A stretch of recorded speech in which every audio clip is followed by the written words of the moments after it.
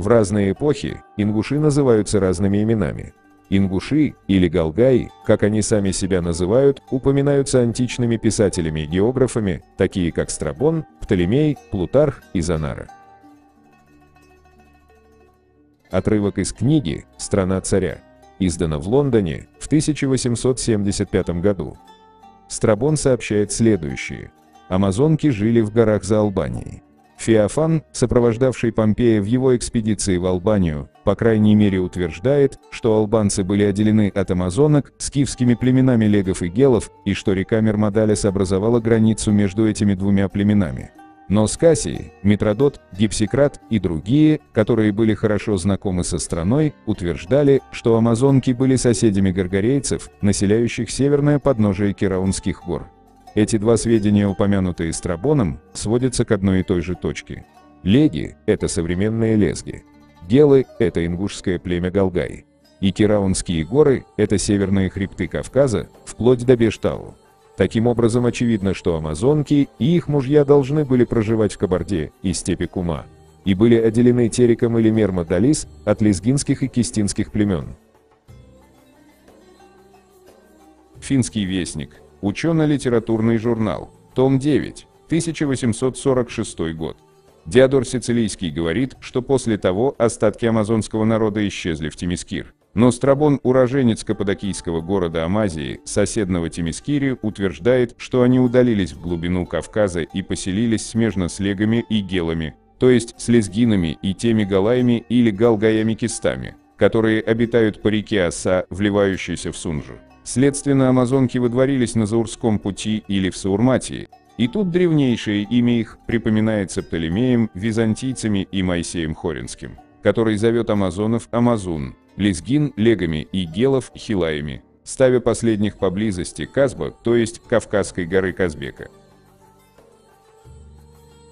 Классическое обозрение. Опубликовано издательством Кембриджского университета от имени Классической ассоциации. Упоминается племя на Кавказе – Махилоны. В перипле Эуксинии Ариана. В первом веке до нашей эры аланы появляются на Северном Кавказе, и примерно в то же время роксолане движутся на запад с сарматами. Их происхождение неизвестно. Из классических и китайских источников мы узнаем, что аорсы, которые, как утверждает Страбон, прибыли в Предкавказье с севера и приняли имя аланы. У Птолемея объединение племен указывается формой аланорсы. Происхождение названия аланы от гелоны является возможным, и первоначальная буква «г», кажется, уже исчезает в махилоны. Вероятно, буква «х» здесь представляет немецкую «х». К такому же выводу пришел филолог, этнограф и академик Императорской академии наук Николай Яковлевич Мар.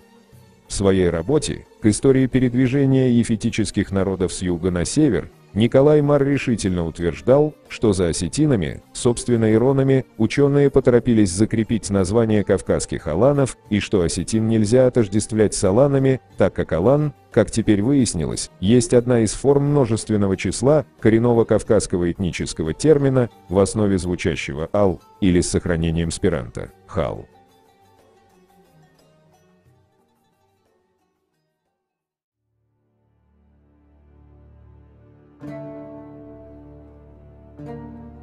Профессор Николай Феофанович Яковлев. Кавказовед, фонолог и специалист по теоретической и прикладной лингвистике. Языки и народы Кавказа. Тифлис, 1930 год. Осетинский язык, смешанный ирано-ефетический.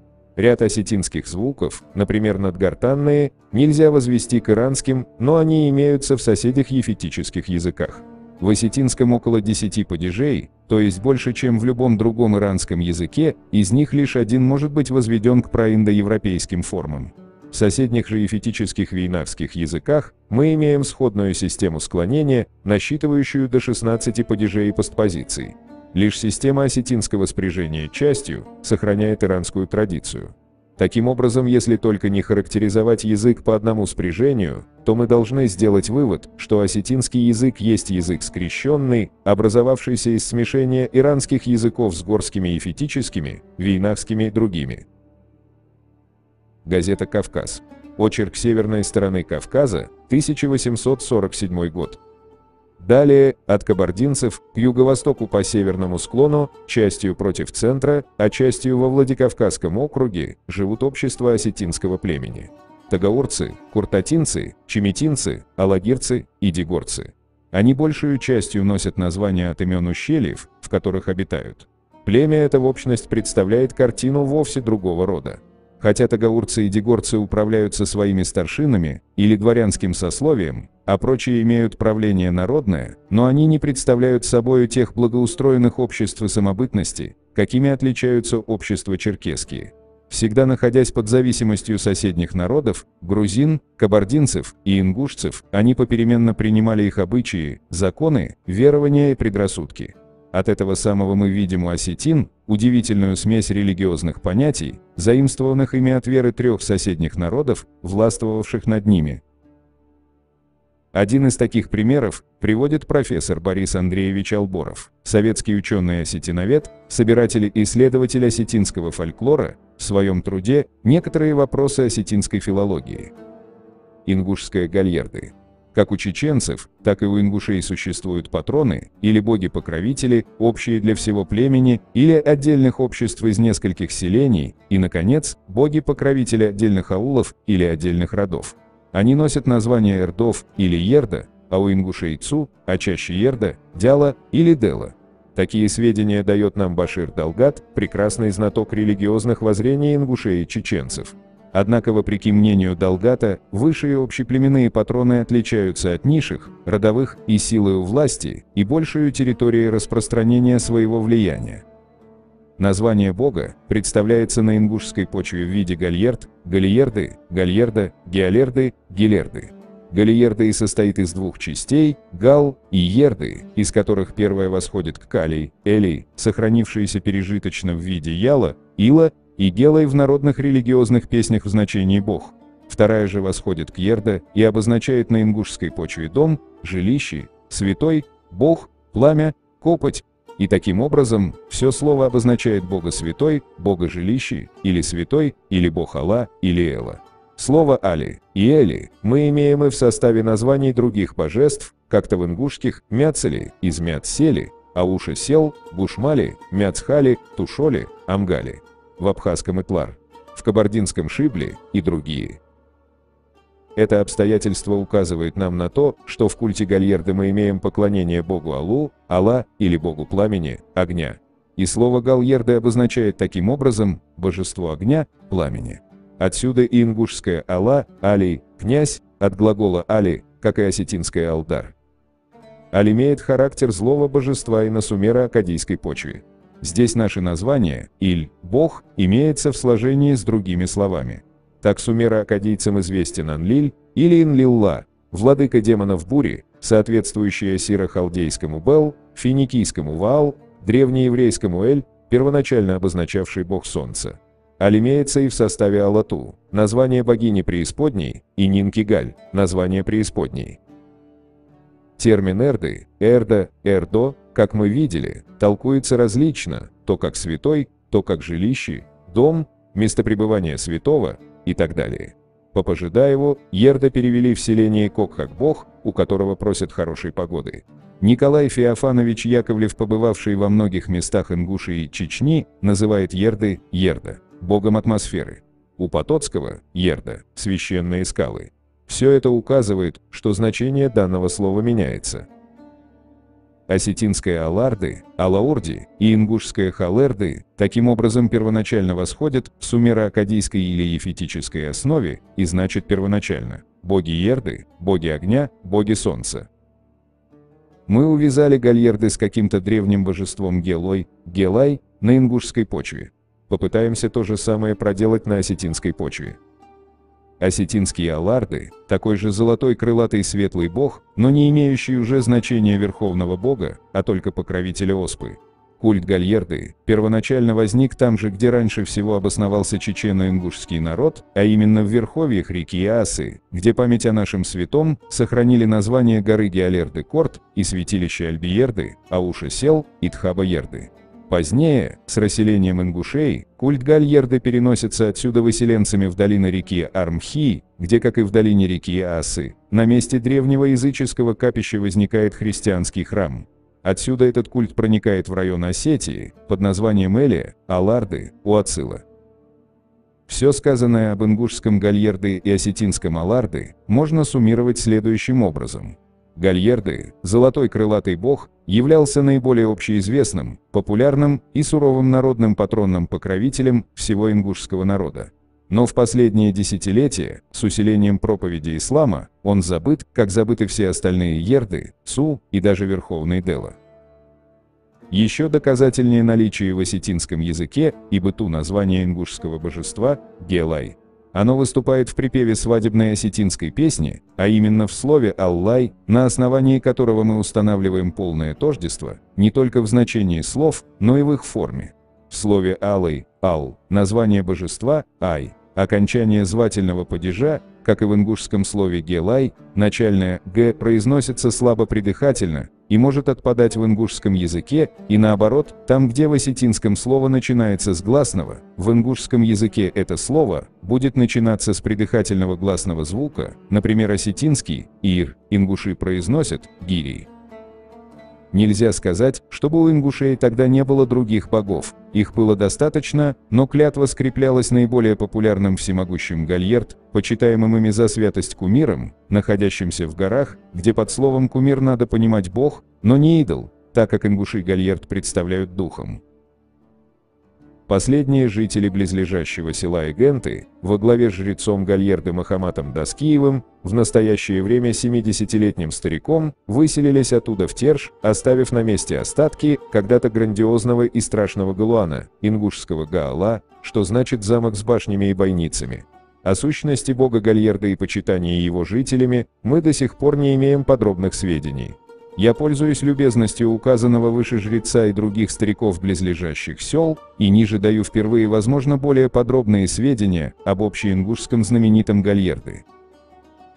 Наконец, ярким доказательством того, что этот бог был не только богом ингушским, но и чеченским, хотя он у последних не сохранился, указывает то обстоятельство, что в Осинском ущелье сохранилось название горы, точь-в-точь совпадающее с названием нашего бога, а именно гора Геолерды. Если принять во внимание, что отсюда распространялись на плоскости ингуши разных колен и чеченцы некоторых родов, то станет понятным, что и первоначальное древнее обиталище бога Гальерды было не у Эгенты, а в долине реки Асы, где и сохранилась такая же знаменитая святыня, по крайней мере, судя по постройке как Гальерды, этот Хабаэрды. Но с течением времени, с расселением племен чечено-ингушских в разные стороны по направлению к плоскости, Гальерды в долине Асы забыто, и его название заменено Тхабаэрды, переводящееся неправильно 2000 святых. Шегрин, давший нам первые сведения о Гальерды, называет его Кистинским. Кистинский кумир Гальерд покойно стоит в старой оставленной церкви царицы Тамары, замечает он, говоря о смешении христианских и мусульманских религиозных представлений у ингушей. Кистинцы – особое ингушское общество, живущее по долине реки Кистинки, южнее Джейраховского общества ингушей. Оставляя пока в стороне дальнейшее описание святого, займусь объяснением слова «гал». Попытаемся выяснить, не является ли первая часть сложения каким-либо окаменевшим словом, имевшим когда-то значение бог или божество, утерявшим свое значение с течением времени, но сохранившимся пережиточно в несколько измененной форме в ингушском языке. Это действительно оказывается так. Чеченцы имеют песенный припев со следующими словами: «Далай-далай, вай-далай, далай, елай-елай, лай-ла, яла-лай». Относительно этого припева Лаудаев замечает: слова эти, нынче ничего не означающие, по всей вероятности относятся к тому периоду жизни чеченцев, когда они, находясь в язычестве, были угнетаемы другим народом. Далай или дало значит по-чеченски бог. Слово илай или яла означает умереть или смерть. В переводе же Лаудаева припев этот значит: Боже, Боже, наш Боже, Боже, яла-яла, пусть умрет яла смертью. Со словом яла, ала, мы встречались и в возгласе припеве уолай, который поют женщины, следующие за жрецом с зажженными свечами, причем жрец бывает в белом одеянии и с белым знаменем с колокольчиками. Это же слово мы имеем в песенном возгласе «Далай гелой», где значение первого слова «бог» и второго «бог», но иного происхождения и со вставкой в начале слова звука среднего между придыхательным и взрывным. В слове «гаал» начальный согласный звук не везде произносится как взрывной согласный звук. Чаще он слышится как длительный придыхательный гортанный звук, который может и отпадать. Вернее всего, это не согласный звук, а скорее придыхательный начальный гласный звук. С таким придыханием произносят ингуши начальные гласные, особенно в заимствованных словах, например, ирон по-ингушски будет звучать «хиры» или «хирии». Следовательно, первоначальной формой нашего слова на ингушской почве должна была быть «хал», что дает затем и форму «гал», «гал» с подъемом почального согласного и форму «ал», «ал» в сутерии этого начального согласного совсем. Нет сомнения, что все упомянутые выше празднества связаны с действием производительных сил природы.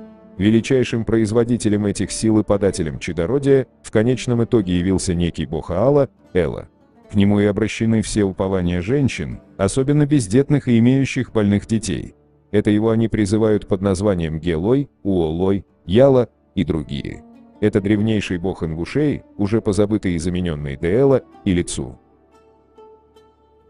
Автор также отмечает, что ингуши издавна проживали на территории Восточной Осетии и полагает, что существуют фамилии, которые могут относиться к ингушским родам. Алборов сообщает: наименование второй фамилии Кокайта еще больше подтверждает происхождение первоначальных жителей Ла-Мардона из ущелья реки Асы. Мы видели, что здесь имеется селение Кок с культом Тушоли. Они называли себя Ла-Амар, Ла-Муар или Ла-Амур, что значит по-ингушски горцы. Местность, заселенная ими, прозвана у окружающих осетин Ла-Мардон, что значит Ла-Амаров место обитания или Ла-Амаров вместилище, так как слово «дон» по-осетински имеет значение не только вода, но и вместилище. В Ла-Мардоне, в Восточной Осетии, данная версия также подтверждается найденными остатками башенной культуры ингушей.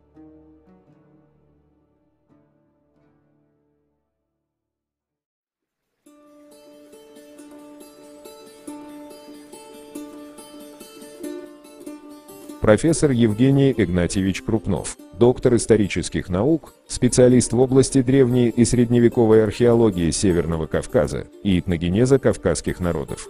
В труде «Средневековая Ингушетия» приводит следующие сведения. Заслуживает внимания еще один из видов производственной деятельности ингушей. Это строительство многочисленных склепов, святилищ, жилых и особенно боевых башен. Искусством сооружения башен особенно славились ингушские мастера в прошлом. Действительно, боевые башни с пирамидальной ступенчатой крышей являются типичными памятниками горной Ингушетии и поражают зрителя своей стройностью, простотой конструкции и изяществом. Можно полагать, что самый тип этих башен зародился и окончательно оформился на территории Ингушетии. Западнее на территории Северной Осетии башен подобной стройности нет, хотя из осетинских источников известно свидетельство о построении башен в осетинском селении Даргавс и других местах именно ингушскими мастерами. В селении Фортаок, пишет Иван Павлович Щеблыкин, нам называли двух известных строителей башен и могильников Дуга Ахриева и Хазбецурова. Оба они ингуши. Дуга Ахриев похоронен в селении Фортаок в надземном могильнике, построенном им самим. Про него здесь же именно в Фортоге местные жители говорили, что он являлся строителем башни Мамсурова в Даргавсе и передавали некоторые подробности постройки. Та же самая история, только более подробная, была нам передана еще в 1924 году в селении Даргавсе и Кабании местными старожилами. Геолог Максимович, за время своего пребывания в Горной Чечне, собравший интересный материал по истории материальной культуры и фольклору чеченцев, сообщил мне зимой 1934 года, что и в Чечне часто указываются башни, якобы построенные ингушскими мастерами. То же самое мне приходилось слышать в 1936 году в чеченских селениях Хара-Чой и Дышни-Ведено.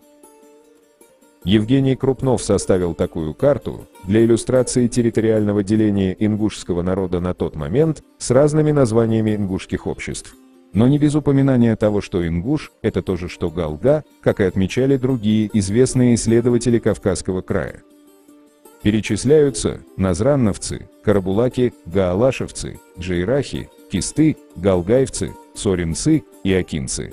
Наряду с подтверждением старой локализации ингушских племен, по русским источникам были сделаны и некоторые уточнения таких синонимов, как калки, галгай, глигви, яраханские люди, джейрах, жарехи, джариехи и другие.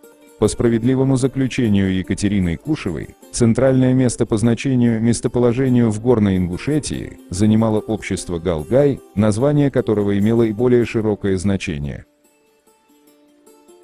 В 1963 году известный специалист по нахским языкам, профессор Юнус Дишириев, подверг сомнению закономерность сделанного сравнения древнего этнонима с современным, но признавал, что, к сожалению, мы не в состоянии сейчас дать положительный ответ на поставленный вопрос. Одновременно он подчеркнул, что попытка Евгения Крупнова объяснить страбоновский этноним Гаргарей посредством ингушского Гаргар и чеченского Герга, близкий, родственник, заслуживает внимания. Основанием для сомнения Юнусу Дишириеву послужило предположение, что сам этноним галгай позднего происхождения и связан с термином гаала – башня, крепость, то есть житель башни или крепости. Вряд ли с этим можно согласиться. Очевидно, термин галгай более древнего происхождения, и из древнейшего кавказского языкового субстрата он вошел в дагестанские языки. Например, слово «башня» звучит у кубачинцев как гал, у даргинцев – кали, у лезгин – квал. По-чеченски и ингушски гаала – это жилая башня, а гаалай – оборонительный комплекс. Как известно, в Осетии оборонительные укрепления тоже называются гаалунами. Думается также, что не случайно термин гаала-гай связан органически с древнейшим культурным очагом Ингушетии в верховьях реки Асы, называемым Галгай-Чуэ. По разъяснению знатока ингушского языка и быта, Нурудина Габертовича Ахриева, в буквальном переводе это внутренность или брюхо Ингушетии.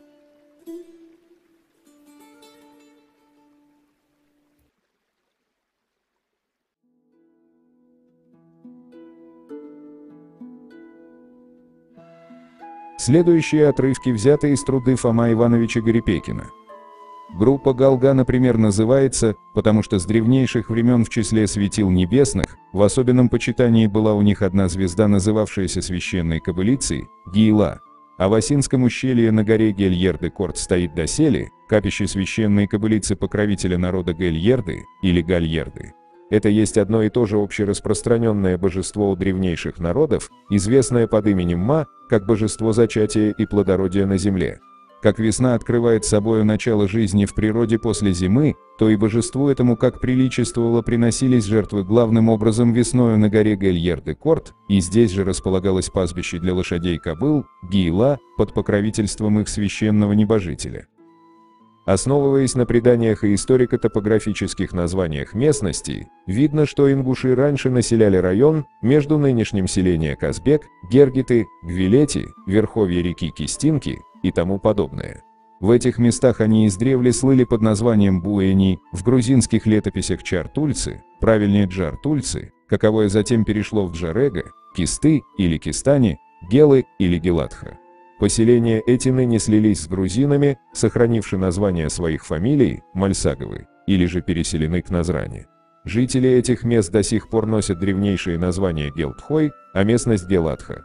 Коренные жители ингуши остались на старом месте лишь в поселке Гвилети, на военно-грузинской дороге в количестве до 40 душ, из фамилии Бузуртановых, известных как неустрашимые постоянные проводники на вершину Казбека. Народ говорит одним языком и исповедует ныне религию Магомета. Сами себя ингуши в настоящее время называют одним общим именем – Галга. Название ингуш стало известно русским в конце XVIII века и распространялось тогда лишь на бывшие поселения туземцев в Тарской долине, называвшиеся Ангаште. Арштхой значит жители равнины, в отличие от жителей гор, Лома-Рой. От населения, основанного здесь Арштхо, образовалось особое общество, называвшее себя и доселе Арштхой. Кумыки же назвали его по источникам, у которых оно жило – Карабулах. Современные ингуши и сродные им чеченцы, под различными названиями в отдаленной древности, были известны соседям как воины-наемники или как беспокойные соседи. Эти мелкие племена управлялись в походах предводителями старшими в роде, были хорошие всадники. Они едва прикрывались шкурами животных или кусками грубого самотканного сукна, имели оружие лук, двусторонний бронзовый топор и бронзовую булаву бор-зачон-кыр. В преданиях и в языке народа имеются указания, что среди разного оружия в глубине древности народ имел просто дубину из дерева гыринка, боярышника, пращу и особые щиты из обожженной глины, камня и кости со сквозным отверстием для продевания веревки. На случай безопасности народ укрывался в горах, занимая горные ущелья как единственные проходы. В горах Галгая народ издревле имел укрепленные поселения, распространяясь в нынешнюю Хевсурию и Тушетию. По ущельям же реки Терека и Асы имели стены Галгай-Кошке и сторожевые башни, замыкавшие проходы, остатки каковые видны и доселе. Из преданий историко-топографического характера видно, что среди ингушей имеются роды, генеалогия которых хранится в памяти до 600, 800, 1200, 1500 лет, указывая первыми родоначальниками лиц или народ ассиро-халдейского или туранского происхождения. Гарипекин полагал, что ингуши могут относиться к древним халдеям. Автор отмечал: если только действительность пребывания народа в Халдее на ингушской территории подтвердится наукою, что это прольет глубокий свет на древность существования населения в горах Северного Кавказа, восходящего не менее 7 до 10 тысяч лет тому назад. Еще несколько столетий тому назад грузинский историк Вахушти говорил, что язык предков ингушей, Дзурдзукети и Глигви, считался трудным и малопонятным. Это его свойство осталось и доселе. Без научной разработки ингушского языка, по неимению до сих пор материала, конечно, и нельзя говорить о сходстве с каким-либо соседним или отдаленным и древним языком, равно нельзя говорить и об усвоении понятий из другого языка. Если и найдется в языке ингушей отражение языка какого-либо соседа, то смеем надеяться, не в такой степени, как огульно говорит барон Услар, что язык ингушей образовался под влиянием осетинского языка. Наоборот, многие топографические названия, божества и религиозные верования, имена и многие другие на осетинской территории необъяснимы у осетин или же объясняются с искаженным понятием, но разъясняются ингушским языком. Вопреки стараниям доктора Пфафа, Кадзаева и другие, доказать распространенность осетин чуть ли не по всему материку Старого Света, можно дать веские доказательства, что территория осетин была раньше ингушская, и осетины не так древние и не так славно их прошлое, как изображается у этих авторов. Если ингушский язык в некоторых незначительных случаях, собственно в лексическом отношении, исходен с тагаурско-осетинским или володжирским, то можно допустить, потому что некоторая часть ингушей раньше жила совместно, так как и на осетинах есть отражение ингушского языка, потому что осетины заняли бывшую ингушскую территорию. Теперь же сам собою напрашивается вопрос, почему произошла разница ингушского языка от чеченского. Можно лишь сказать, что по собранным преданиям о происхождении чеченско-ингушских родов, большинство из них указывают как древнейшие места обитания горные местности Акко, Галгай, Нашах, откуда и произошли потомки ингушей и чеченцев. Из Нашах в Галгай и Акко по преданиям переселенцев не указывается, а из Галгая и Нашха в территорию Чечни есть указания почти в каждом предании. Таким образом, Галгай следует признать древнейшим этапным пунктом, с которого произошло расселение по нынешней Чечне. В Галгае более прочно содержалась древняя религия и предания. Почти все герои и родоначальники выросли на ингушской территории. В религиозном отношении главные святые Галгая имели родство в районе Чечни, причем галгайские святые считались как старшие. Местность Галгая почти всегда была замкнута со стороны реки Терека и с северной лесистой части недружелюбными соседями, почему не имела постоянных свободных мест для переселений из гор на равнину, вследствие чего народ, будучи замкнут в горных ущельях, сохранил доселе в чистоте свой язык и память о своей старине. На этом основании надо признать, что ингуши не есть отдельная ветвь чеченцев, а чеченцы есть разросшаяся ветвь ингушского корня, и потому чеченцев следует называть не чеченцами, а тоже ингушами, так как название чеченцев заимствовано от другого народа. В то время как на ингушской почве все пока свежо и ясно, то чеченцы заполнили свою территорию народом пришлым со всех сторон. Чеченцы, получив свое родоначалие из Галгая и Нашха, имели слишком большой простор для образования своих поселений. Район их заполнялся различным элементом, как, например, беглыми из Грузии, арабскими переселенцами, беглыми русскими солдатами и тому подобное. Вполне допустимо, что из числа многих проходивших кочевых орд тоже оставалась часть, как в виде пленников, так и вольных поселенцев. Таким образом, усваивая разнообразный пришлый элемент, имея разбросанные на большой площади обособленные свои поселения, навсегда разойдясь с родоначальниками-ингушами, чеченцы с течением времени изменили в своем языке лексическую сторону и звуковой состав, и некоторые случаи грамматических правил. В древнее время, по преданиям, ингушский народ назывался «аннах» или в отдельности человек, «ансак», по местообитанию же, как горцы, «лоомрой».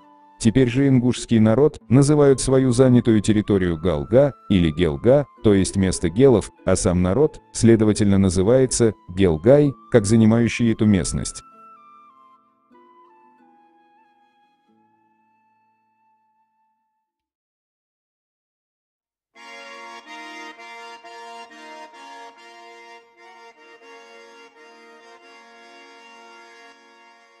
Языки и народы Кавказа. Профессор Николай Яковлев, 1930 год. Область распространения ингушей и ингушской культуры простиралась по всему Нагорью современных Ингушии и Чечни. В указанный период эта культура, можно думать, еще не имела постоянных центров на плоскости. Поэтому до сих пор нагорное население Чечни говорит на наречиях более близких к ингушскому, чем к плоскостному чеченскому языку. Когда же сложились чеченцы как национальность? Со второй половины XVI века начинается миграция ингушских племен из Нагорной полосы на теперешнюю чеченскую плоскость, причем одним из наиболее ранних выходцев на плоскость из всех войнахов следует считать карабулаков или арштхойцев, полукочевников-скотоводов. Эта эмиграция вытеснила гребенских казаков с места их первоначального поселения по реке Сунжи, за Терек. Многочисленные нагорные племена из Нашха, с верховьев Аргуна и из Чеберлоя вновь перемешались на плоскости, подпали под влияние соседних плоскостных культур, русской, кабардинской, ногайской, кумыцкой и калмыцкой, и дали в результате новую культурную область с новыми центрами, в которых сформировались новая культура и новый язык, чеченский. Плоскостное чеченское наречие мало-помалу вытесняет старые ингушские говоры в чеченских горах. Таким образом, на основе производственного и экономического превосходства Чечни, в настоящее время чеченский язык и чеченская культура, развивающиеся на чеченской плоскости, обнаруживают тенденцию к расширению за счет ингушского языка. Новейшие географические и исторические известия о Кавказе. Собрание и пополнение Семеном Броневским. Часть 2. Москва, 1823 год. Кисты сами себя называют попеременно, кисты, галга, ингуши, и одно название вместо другого употребляют. Между кистинскими наречиями чеченский диалект наиболее разнствует от коренного языка. Такое же заключение делает Николай Яковлевич Данилевский, ученый-естествоиспытатель, социолог и публицист, в труде «Кавказ и его горские жители в нынешнем их положении», издано в 1846 году. Кисты, ингуши и карабулаки говорят все одним языком, совершенно особенным от прочих горских и весьма сходным с тушинским. Данилевский также отмечает, что между кистинскими наречиями чеченский диалект много различествует от коренного языка. Багаудин Аджаматов. История тюрков и кумыков с древнейших времен. Естественность этого родства подтверждается еще и тем, что чеченский язык, без преувеличения, лексически является самым тюркизированным нетюркским языком. Его лексическая основа довольно удачно адаптировала огромное количество тюркизмов, которые пришли из кумыкского, ногайского и татарского. И это результат культурного обмена, а не целенаправленной ассимиляционной политики. Единство и взаимопроникновение здешних культур – это история длиной в столетия, об этом говорит не только языковое взаимное влияние, но и пестрая топонимика, наличие имен собственных и адатов, происходящих из культуры соседей. Не секрет, что ингушский язык распространен от Терека до Аргуна, откуда и шла миграция современных чеченских обществ на восток. Сами нашхоевцы говорили, что их язык сходен с языком галгаевцев, о чем нам сообщает и чеченский историк и архивист Муслим Мурталов в своей книге «Кавказ и Чечня. Обзор европейских ученых». На горе Китеш-Корд были урегулированы не только все споры и разногласия, решение которых было решено старыми, но и здесь были приняты изменения адата, если они оказались необходимыми, особенно в результате прогрессирующего развития. Как только оказалось, что возникали спорные вопросы, которых раньше не было, старые отправлялись после первобытного места или прародителя Нашхе, чтобы оттуда забрать решение, так как, по мнению ичкеринцев и чеченцев, в узком смысле, там царят самые чистые и правильные привычки и обычаи, так что еще недавно один недовольный решением ичкеринцев обратился туда за окончательным решением.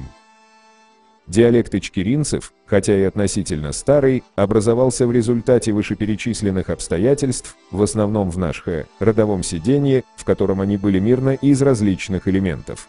То, что это произошло, подтверждается тем, что после передачи данных, первые жители Аргунских и Ичкерийских гор говорили на одном языке и жили по тем же нравам и обычаям, что и в современном районе Аргуна, в северной части Ичкерии, в Чечении и других районах, которые менее густо населены чеченцами. В то же время, что и в других районах, где они жили, Шатой, Чеберло и другие, которые в свою очередь имеют нюанс с диалектами собственно Чечни и Ичкерии, что не исключает, что у последних есть определенные небольшие различия в зависимости от населенных пунктов. Диалекты Нашха и галгайцев ближе к нынешнему району Аргуна, чем к ичкерийцам и жителям Чечни. Многие авторы прошлого сходились на том, что в Нашхи, прародина восточной части чеченцев, говорят на галгаевском языке. Ингушский этнограф Чах Ахриев также писал в своих трудах, что ингушами называют горные жители от Стерека до Аргуна, где, к слову, до сих пор говорят на ингушском языке такие общества, как Орстхой, Нашхой, Мялхий, Шатой, Экхи и так далее. Сборник сведений о Терской области, выпуск 1, Владикавказ, 1878 год. Первоначальные переселенцы Ичкерии принадлежали к различным национальностям, на что указывают многие из сохранившихся преданий. Так нередко заключались браки между христианами и евреями, причем недостаток в женщинах обусловил обычай воровства невест, сохранившийся в слабой степени до сих пор в Ичкерии.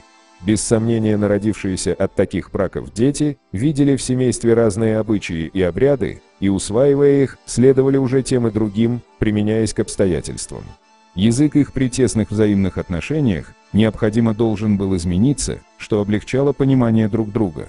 У последующих поколений это смешанное наречие принимало уже более или менее форму самостоятельную. Так продолжалось, быть может, сотни лет, и в конце концов здесь жил уже народ, как говорят ичкерийцы, Цаадин Боцушнах, то есть народ, не имевший ни одного закона. Одним словом, Ичкерия когда-то представляла в полном смысле слова смесь племен и наречий. Ичкерийский язык, хотя относительно и древний, но возник путем указанных мною обстоятельств по всем вероятиям еще в Нашхе, где люди, обеспечивая свое независимое положение, группировались и до занятия новых мест, жили мирно, будучи даже различными по вероисповеданию, образу мыслей и наречию. Но придерживаясь строгого научного исследования, можно заметить, что нашхойский язык совершенно сходен только с языком галгаевцев. В этом же труде мы читаем о том, как плоскостные чеченцы отделились от горных жителей, Ломарои, и стали себя именовать своим прозвищем Нахчои. Также отмечено, что по чеченским преданиям самые древние фамилии или общества считались Галгаи, Акко и Шато. Основателем Шатоя считается фамилия Хаккои. Как известно, Хаккои относится к ингушскому роду Гягии, и, согласно легенде, переселение произошло вследствие кровной мести. О родоначальнике Хакко сообщают в Терском сборнике в 1910 году. Крепость Шатой, как сказано, построена была во время войны в середине 50-х годов прошлого столетия на земле селения Цогуной. Бывшее близ самой крепости их селение Хаткой по приказанию русских властей удалилось на правую сторону реки Чанты-Аргун. Затем для крепостного выгона, стрельбища, учения и огородов правительство взяло землю по реку Чанты-Аргун с запада и по реку Верде-Ахки с юга. Вся эта земля с незапамятных времен принадлежала чеченцам селения Цогуной, именующимися хаккоевцами по имени своего родоначальника Хакко, происходящего из Ингуш, селения Алкун, Назрановского округа, поселившегося на месте Шатоя 10-12 поколений назад. В 1882 году преподаватель Владикавказского реального училища Василий Иванович Долбежев вместе с заслуженным профессором Императорского Московского университета Дмитрий Николаевич Анучин посетил Аргунское ущелье. В Аргунском ущелье со слов местного старшины им была сделана запись об основании ингушами или галгаями башенного поселения Итумкали, приводимая в журнале «Этнологии», издана в Берлине в 1887 году. В том же маленьком ауле Мулхой находится старинная четырехугольная башня с пристройками, очень разрушенная, но заселенная. Вокруг нее возведены в последнее время легкие постройки в азиатском стиле с плоскими крышами, в которых живут семья и родственники старшины. О своем происхождении он сообщил мне, что он происходит от галгаев, восточнее Асы, и что некоторые из жителей произошли из Арабистана. Дань они никогда не платили и не взимали. О Миатхане они слышали.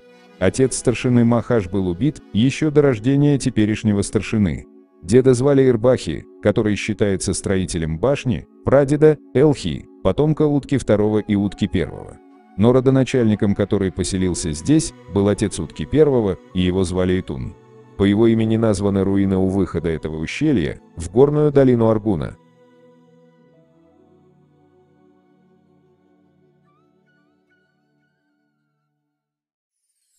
Умалат Лаудаев, первый чеченский этнограф, подробно изучал быт чеченцев. В своей работе «Чеченское племя» опубликовано в сборнике «Сведения о кавказских горцах» в 1872 году, приводит следующие сведения. Как вообще все первобытные народы, чеченцы на плоскости занимались преимущественно скотоводством, как необходимым средством для своего существования. Скот их множился на привольной и девственной земле. Они в изобилии получали молоко, сыр и масло. В первобытность же свою, не быв ознакомлены еще с хлебопашеством, за неимением хлеба употребляли в пищу большое количество сыра. Почему, хвалясь своим изобилием пред своими соотечественниками, обитавшими в скудных приаргунских горах и многонаселенной Ичкерии, назвали себя сырными, по-чеченски Нахчой. Сыр по-чеченски называется Нахчи. Слово это во множественном числе «нахчи», а отсюда происходит народное название Нахчой, то есть люди, изобилующие сыром. Быть может и то, что название это плоскостным чеченцам приписали в насмешку, называя их сыроедами, как ныне натеречных чеченцев в насмешку называют колдаш-юцнах, то есть людьми, едящими творог.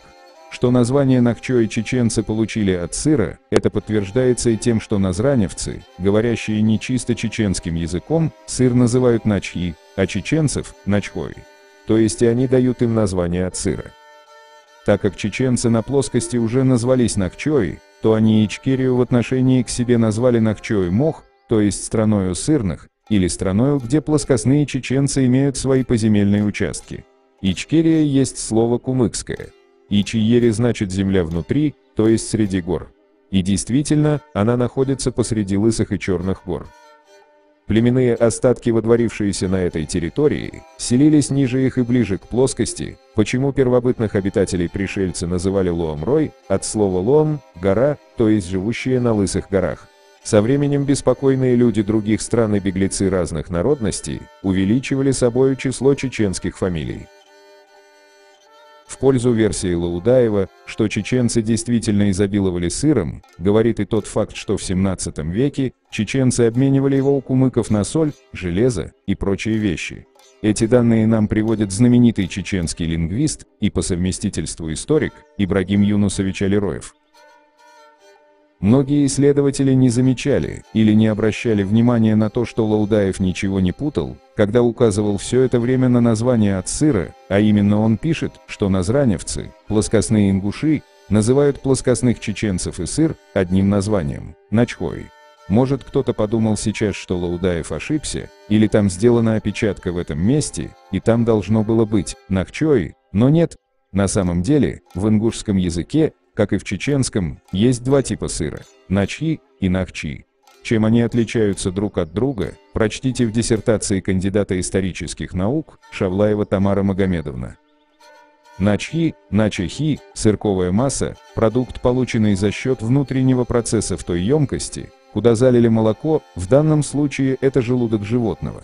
Нахчи, нахачи – та же сырковая масса, но получена за счет внесения стимулятора извне, со стороны. Первый способ более древний, второй – универсальный. Но в обоих случаях продукт хранится в соединении с родным лоном, сывороткой. Как видим, буквы Ч и Х не зря поменялись местами. железная масса, Аша, отделенная от железной руды, Ашха, равно как и верхний слой гончарной массы, которую принято отстаивать, называются начьи. В животном мире начьи означает естественный отбор. И теперь получается, что ингуши плоскостных чеченцев называли определенным сортом сыра – начхой. И только позднее стали именовать плоскостных чеченцев нахчи, что по сути название уже другого сорта сыра, а значит в названии нахчи действительно имелся в виду сыр. В некоторых чеченских диалектах есть и название ноохчи для самообозначения. Но даже в этом случае с ноохчи, как ни крути, есть обозначение сыра, так как эти некоторые диалекты этим словом нохчи искаженно называют тот же сыр, нахчи, путем чередования корневых гласных, о чем свидетельствует разбор всех этих слов, опять же, у профессионального историка. Представлено различие в производстве нахча и начха, на примере сыра. Прослежена этимология термина «ноохч», который появился вследствие чередования корневой гласной в лексеме «нахч». За чередованием гласной скрывается действие, дополняющее информативную формулу термина. Ноохч определяется как часть нахча, полученная в результате разделения его методом ноадак-хар, разделения на части конической формы. Еще более интересный факт приводит Зарема Хасановна-Ибрагимова в труде «Горцы». Чеченцы очень любили игры, особенно коллективные. Одна из чеченских игр напоминала по содержанию современное регби. Это сырная игра. Мячом в ней служила головка сыра, завернутая в кожаный мешок. Играли две команды. У каждой был свой сырный мешок. По сигналу судьи, старейшего жителя аула, одна команда пыталась отнять у другой сыр и принести оба мешка в условленное место. В борьбе за сыр допускались любые приемы. Можно было сбить противника с ног, схватить его за голову, за руки, за ноги. Правилами разрешалось поднимать и нести противника, если он владел мешком с сыром. Игра могла продолжаться несколько часов. Зрители были активными болельщиками и подбадривали свои команды возгласами, скандировали боевые призывы. Эту же игру проводили и верхом на лошадях. О том, что нахчи – название именно от сыра, а не от люди, придерживались и многие именитые чеченские историки и исследователи, к примеру, знаменитый чеченский исследователь Сулейманов Ахмад, который подтверждает версию с сыром, и причем он отмечает, что и сегодня, это в 1978 году, горные чеченцы называют плоскостных чеченцев нахчи или начьи, подразумевая в этом названии овечий сыр. И вдобавок ко всему отмечает, что нахчи и нах – это разного рода слова, которые между собой никак не связаны. Чечня и Россия. Общество и государство. 1999 год. Автор профессор Ян Чеснов. В пользу земледельческой этимологии слова «нохчи» говорит также то, что этот этноним обозначал прежде всего равнинных чеченцев. В то же время горцы, лаамры, именовали себя по названию горских обществ, майстинцы, мялхистинцы и так далее. Может быть, это тоже доказательство того, что нохчи исконно значило пахари, тогда как горные чеченские группы, отличавшиеся большей ролью от гонного скотоводства, себя пахарями не осмысляли. Современная эпоха в Чечне характеризуется оживлением самосознания субэтнических групп. Так уже с конца 1980-х годов некоторые мялхистинцы, расселенные в районе Бамута, претендовали на то, чтобы в паспорте они были поименованы именно так, а не чеченцы. Сейчас сами чеченцы себя называют нохчи во множественном числе, нохчо в единственном числе. Ощущается, что этот этноним только-только завершил свое всеобщее распространение среди чеченцев. В памяти народа еще свежи представления, что горские группы термин «нохчи» относили только к обитателям плоскости. Диалекты чеченского языка еще сохранили свою гетерогенность. Некоторые горцы говорят на диалекте, более близком к ингушскому языку. Так некоторые тукхумные по происхождению образования еще осознают свою обособленность, например, мялхистинцы и некоторые группы орстхойвцев, представители которых иногда выступают за соответствующее обозначение своей национальной принадлежности в паспорте. Но процесс консолидации чеченского этноса на тукхумной основе явно был дополнен включением тейпов иноплеменного происхождения. Кавказ. История, народы, культура, религии. Подробные сведения о тухумной организации появились только в прошлом столетии. Классическое описание клана Уджара белоканских аварцев Южного Азербайджана в середине XIX века дал в краткой и точные характеристики Константинов. По его словам, Тухум, или фамилия, заключал в себе не только всех близких и дальних родственников, но и тех, кто, выйдя из дальних мест, присоединились к Тухуму, приняли его название и поселились на принадлежавшем ему участке земли. По теории известного социолога XIX века Максима Максимовича Ковалевского, если иметь в виду родственное ядро, но гетерогенным в целом, поскольку в число его членов могли входить принятые под его покровительство переселенцы. На Северном Кавказе до русского завоевания сложилось два основных типа тухумов. Первый из них встречался только на Северо-Восточном Кавказе, в основном в Дагестане. Население каждого аула в Дагестане обычно состояло из нескольких небольших кланов тухумов. Известный этнограф XIX века Башир Керимович Талгат сообщал, что слово «тухум» лучше было бы устранить, как перешедшее к чеченцам от кумыков, и неизвестное ингушам, и вообще горным чеченцам.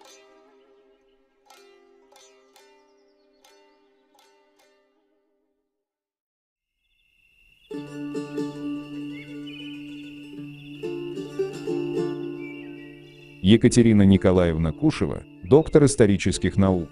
Народы Северного Кавказа и их связи с Россией. Вторая половина XVI века по 30-е годы XVII. Кисты отождествляется с названиями обществ в Горной Ингушетии: Галга, Джейрах, очеченившиеся к XX веку общества Акко, Кистины. Рассмотрю подробнее имеющиеся в нашем распоряжении сведения XVI-XVII века, как для проверки сделанных отождествлений, так и для попытки географического приурочения ингушских и чеченских обществ.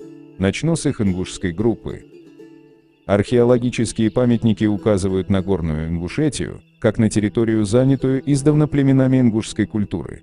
Именно там, в труднодоступных горных котлованах, между скалистым и передовым хребтами, в долинах и ущельях реки Ясы, прорезывающие оба хребта и впадающие на плоскости в Сунжу, и правого притока терека реки Армхи, или Кистинки, находились древнейшие ингушские аулы-крепости, с их каменными жилыми, боевыми и сторожевыми башнями, с родовыми могильниками и склепами, датируемыми с XII по XVIII век. Центральное место по местоположению в Горной Ингушетии занимало общество Галгай, название которого имело и более широкое значение. Аулы галгайцев как в XIX, так и в XVIII веке лежали на узле путей к перевалам через Кавказский хребет. Один из них шел с севера на юг по оси в Хевсуретию, к истокам Хевсурской Арагвы. Правый исток осы реки Табачоч, через Курьяламский перевал, позволял выйти к дальним кистам в верховье Аргуна, а оттуда в Тушетию. Поперечный путь, долина и ущелье Армхи выводил к Тереку, несколько ниже Дарьяльского ущелья. С верховьев Армхи двумя перевалами можно было выйти к той же Хевсурской Арагве, минуя таким образом Дарьял. В русских документах XVI-XVII века отождествляемые Анатолий Генко с Галгай, Калки, упоминаются чаще всего в связи с путешествиями русских послов с Северного Кавказа в Кахетию и обратно. Соседнее с Джейраховским Кистинское общество в русских источниках XVI-XVII века мне не встречалось. Зато название Кистины в греческих текстах Кистедис обычно встречается в документах этого времени грузинского происхождения, где нередко употребляется как общие для ингушских племен названия, и опять-таки чаще всего в связи с поисками путей из Грузии на Северный Кавказ к русскому Терскому городу. Словарь географический российского государства, собранный Афанасием Щекатовым, часть 2, Москва, 1804 год. Ингушевцы, ингуши или кисты – народ, живущий у подошвы Кавказского, льдом покрытого горного хребта, от Моздока к югу около 80 верст расстоянием, в Малой Кабарде. Область их лежит между истоками рек Сунжи и Терека, по обеим сторонам текущей к Тереку реки Кумбалея. К северу граничит сия область с Малою Кабардою, к западу с Осетией, к востоку находятся Чеченги, а к югу льдом покрытые горы. Сей народ, могущий поставить около 5000 воинов, свободен и никакому князю не подвластен, так как все почти кавказские народы, и управляется выбранными им самим старшинами. Известия Кавказского отдела Императорского русского географического общества, том 13, 1900 год. Кроме ущелья Осиновского по реке Аси, ингуши живут и в ущелье Дарьяльском по реке Тереку. Северная часть территории, в бассейне притоков Терека, имеет почти степной характер. Совершенно точную границу ингушских поселений определить трудно, потому что кроме принадлежащих так называемым дальним кистинам, уже совершенно слившимся с чеченцами ингушей, живущих по ущельям реки Аргуна, кистины, в числе 392 дворов и 2150 человек, живут в обществах Саханойском, Майском, Джакольском и других Тианецкого уезда Тифлисской губернии, а также в различных местах Сунжинского отдела и Владикавказского округа Терской области. По словам Григория Вертепова, основанным на собранных Дубровым преданиях, чеченцы пришли откуда-то на берега реки Аргуна и Сунжи всего 2-3 века назад, и вместе с ними же пришли и родоначальники части восточных ингушей. Несмотря, однако, на то, что ингуши, главным образом под влиянием религии, до такой степени нравственно порабощены чеченцами, что некоторыми почитаются даже заодно с чеченцами племя, в обычаях, нравах, религии и тип ингушей, сохранилось много своеобразного, доказывающего, что прародители ингушей были не чеченцы. Как мы видим, в различных источниках предполагается, что чеченцы были иностранцами для ингушей. Сегодня это утверждение может показаться абсурдным, поскольку известно, что ингуши и чеченцы – родственные народы, у которых один и тот же язык. Далее мы покажем, откуда произошел термин «чеченцы», ссылаясь на работы не только иностранных исследователей, но и чеченских. Чеченский архив, выпуск 1. Сборник материалов по истории чеченского народа. Справа от реки Аргун происходили сложные этнополитические процессы, здесь мало следов, которые мы можем назвать собственно нахскими, но зато в абсолютном изобилии следы тюрков. Тюркскими по происхождению являются названия наших городов, рек, сел, поселков: Атаги, Ачилуки, Герменчук, Гелдагана, Майртуп, Автуры, Ташкала, Тазинкала, Ушкалой, Чечана, Шали и многие другие. В плоскостной Чечне нет ни одного собственно нахского названия географического или иного природного объекта, выходящего за хронологические рамки тюркской эпохи. Это свидетельствует в пользу того, что в процессе формирования сегодняшнего этноса чеченцев, наряду с нахами принимали участие ассимилированные ими в разное время тюрки, кумыки-нагайцы и множество других дагестанских племен. Бесспорный факт, что на территории плоскостной Чечни до 16-17 века, собственно, нахи не проживали. Хапизов Шахбан Магомедович. Соломеер, Эндирей, Аух. Очерки этнической истории населения Терско-Сулакского междуречья. Границей расселения двух родственных групп населения, дагестанской и войнахской, в Средневековье, как показывают археологические материалы и этнографические изыскания, стала река Аргун. Как показывают исследования археологов, облик культуры населения Горной Чечни к востоку от Аргуна определялся большим сходством с культурой Дагестана. Сходство с материалами из Аварии имеют и могильники в предгорной части Нажай-Юртовского района. К примеру, Галайтинский могильник, самое близкое сходство погребальный обряд могильника, имеет с синхронными памятниками на территории Дагестана, или Бети-Мохский могильник. Все это показывает, что территория Восточной Чечни, начиная от реки Аргун и вплоть до современной территории расселения аварцев, в прошлом входила в состав государства Сарир. Более того, археолог Амар Давудов на основании сходства археологических материалов Ичкерии и Аварии, а также данных топонимии и преданий, считает, что в древности и интересующее нас время, то есть первые века нашей эры, территория расселения аварских племен, андаки и тидии, андийцы и тиндинцы, была значительно более обширной и включала в себя долину реки Аргун и современную Восточную Чечню, Нажай-Юртовский и Веденский районы. Известный историк Расул Магомедов заключает, что, судя по преданиям и исследованию топонимии, чамалинский язык в прошлом достигал реку Чанты-Аргун. Согласно исследованию Мурада Зязикова, предки чуберлоевцев, этническая группа чеченцев, живущая на юге Веденского района, еще несколько столетий назад жили в предгорье Ингушетии, в ущелье реки Аса, в районе селений Ахки-Юрт и Мужичи. По преданиям, чуберлоевцы вынуждены были уйти оттуда из-за конфликта с ингушскими тейпами. Произошло это, согласно Мураду Зязикову, где-то в XVI-XVIII веках. Также он пишет: кроме того, говоря про чуберлоевцев, нельзя не сказать о том, что их архитектура во многих особенностях своих ближе к аварской. Показательно, что чеберлоевцы рассказывают о том, что до них в Шаро-Аргунском ущелье жили люди Тинди. Один из чеберлоевских тейпов называется «Дай», что переводится как «аварцы». С другой стороны, по преданиям, записанным в XIX веке, в Ичкерии и Чеберлое, Мако-Жойская котловина, чеченцы являются относительно недавними, не ранее XIV-XV века, пришельцами из верховья рек Гехии и Аргуна, которые ассимилировали различное, в том числе и тавлинское, скорее всего аваро-андийское население. Данная информация устных по своему происхождению источников, кажется, находит себе подтверждение и в археологическом материале от V до XII века. В верховьях реки Шаро-Аргуны сейчас стоят два аварских селения Кванхи и Чидиры, причем около селений Кванхи имеется языческий могильник V-XIII века, материал которого имеет многочисленные аналогии именно в Аварии.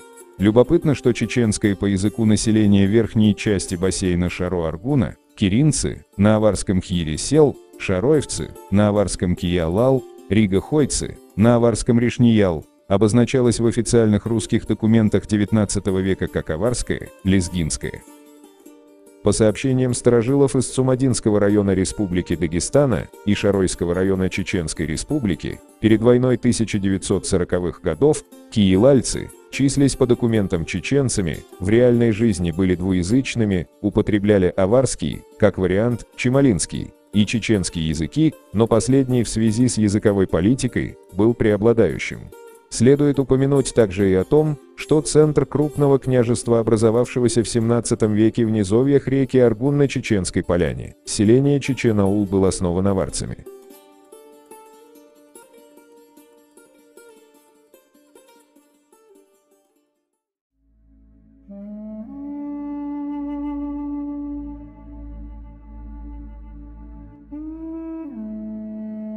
Письмо от князей чеченского владения Арсланбека Бартыхана и Мухаммада Эдемировых кизлярскому коменданту Ивану Львовичу фон Фраундорфу в 1756 году.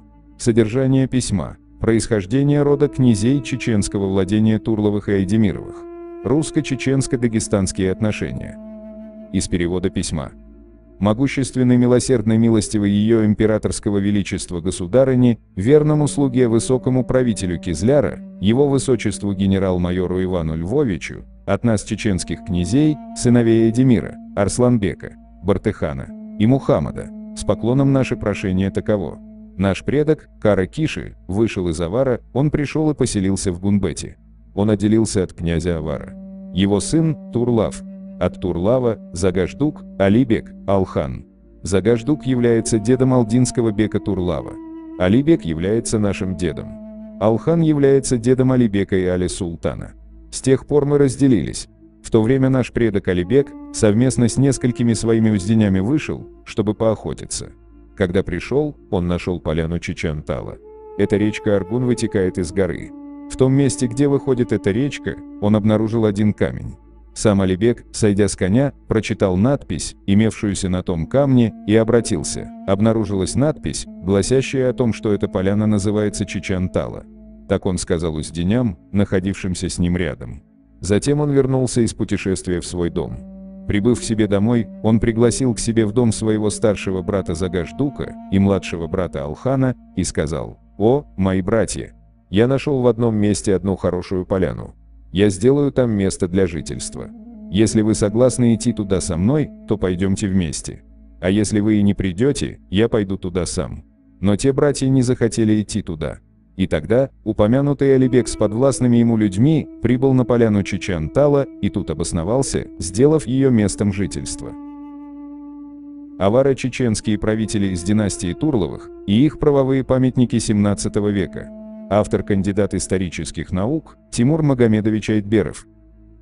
Династия Турловых получила наименование свое от старинного мужского имени собственного, которое аварцы произносили Турурав Турулав, чеченцы Турло, а русские, причем с начала XVII века, как минимум Турлов.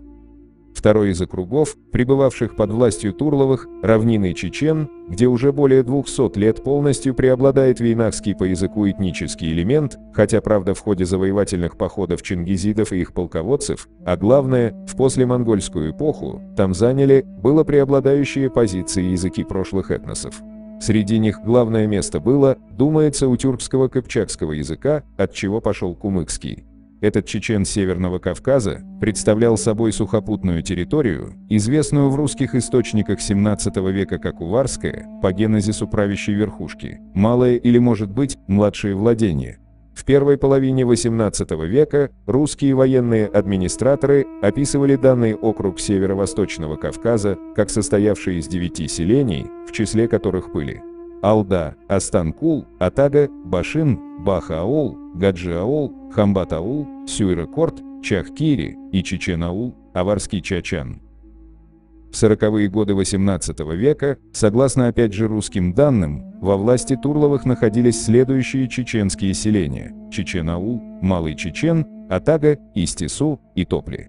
Вышеупомянутый немец 70-х годов XVIII века включал в состав Турловского округа Атагу, Гаджи-аул, примерно 500 дворов, Чахкиру, Чечен-аул, примерно 500 дворов, Янги-Кент на Сунжинском правобережье и другие селения. Знаменитый же кавказовед первой половины XIX века Бакиханов Аббас, происходивший из табаристанских иранских аристократов, обозначал первоначальную территорию чеченского округа, попавшую в XVII веке в руки Турловых, как состоявшую из Чечен-Тала. Турловы сделали, примерно со второй половины XVII века, своей столицей селение Чечен-аул. Последний же, как известно, является собой поселение, получившее наименование, возможно, из монгольских языков, а расположенное в равнинной части Чеченской Республики, довольно близко от Предтечья, в местности, хорошо защищенной лесами и болотами. Следует, однако, отметить, что при всем этом, Турловы, которые теперь, в XVII-XVIII веках, базируются по большей части в Приаргуне, сохраняли наследственные жилища-заамки на аварском Гундул и в далеком Хунзахе, являвшемся столицей всего Аваристана со времен еще Сарирской державы. Основная масса северокавказского населения, признававшего над собой власть Турловых, особенно свободные скотоводы, земледельцы и профессиональные воины, говорила в XVII-XVIII веках на аварском и чеченском языках. При этом, однако, в некоторых населенных пунктах, отличавшихся смешанным составом населения, из числа расположенных по реке Аргун, в современной Чечне, например, в вейнахских ныне Шали, Гаджи-ауле и, может быть, Чечен-ауле, преобладал, по крайней мере, в XVIII веке кумыкский язык. Об этом можно говорить, если учитывать оригинальные сообщения якобы Райнекса, разведчика по национальности немца, который писал, что в его время атагинцы и топлинцы являлись частью чеченского вейнахского народа, состоящего из 1200 родов, но вот гаджаульцы, шаолинцы и жители еще 2 соседних селений чеченского языка разуметь не могут, ибо они произошли от татарского роду. Сюда же примыкает указание немца Иоганна Густава Гербера 1728 года, опиравшегося в своей работе на российские разведывательные органы, который написал, что есть народ чеченский, чей язык татарский. Подтверждает сказанное также и следующая характеристика Иоганна Антона Гюльденштета. Гумбет подвластен кумыкскому князю, находящемуся в Чечне.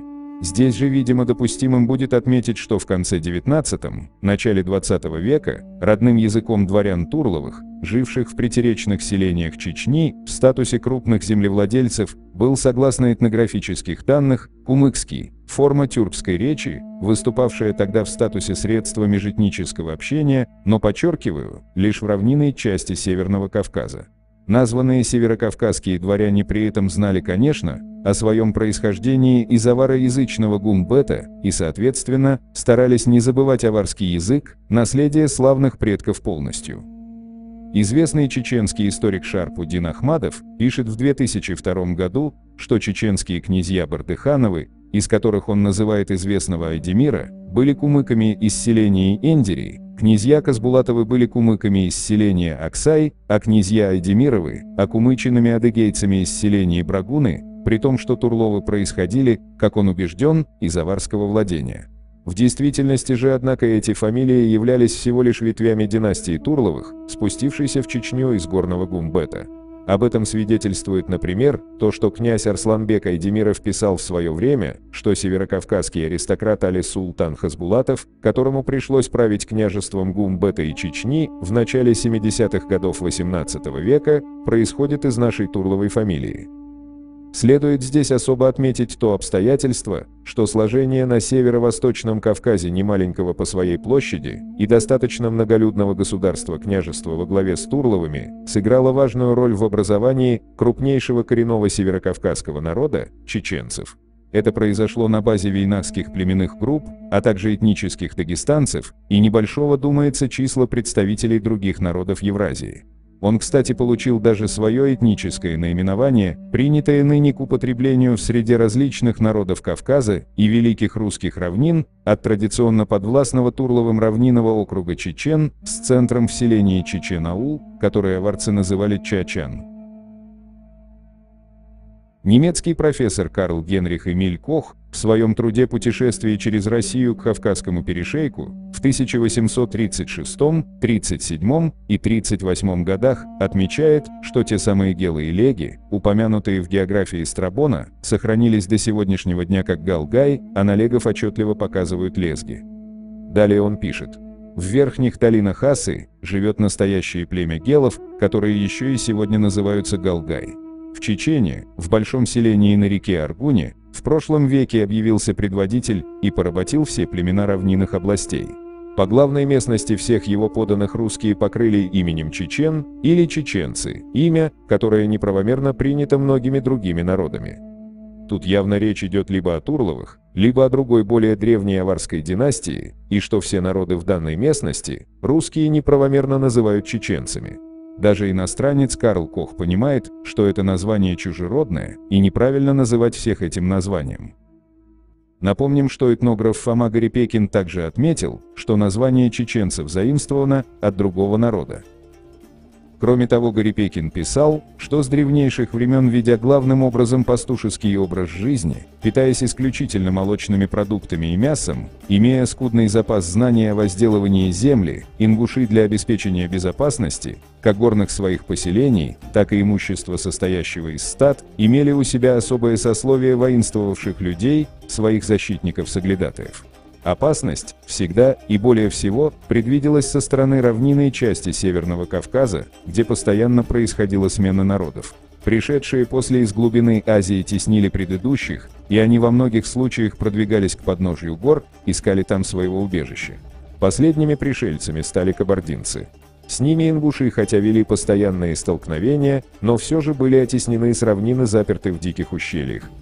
Предание арштхойцев говорит, что галгай и арштхой всегда воевали с соседями чеченцами и кабардинцами. Когда же вздумали однажды заключить перемирие, то женщины воспротивились этому, говоря: что же будет делать тогда молодежь? Карл Кох засвидетельствовал, что с ингушами в XVIII-XIX веках на равнине граничили кумыки, а на севере кабардинцы. Это мы видим на данной карте 1772 года. Рядом с ингушами в соседстве указаны именно кумыки, а северо-восточнее от кумыков – чеченцы, по русским источникам XVII и XVIII веков именуемые также аварским владением, где правит аварская династия Турловых, родственная Авархану. На южной стороне в горах указаны тавлинцы, что с кумыкского языка переводится как горцы.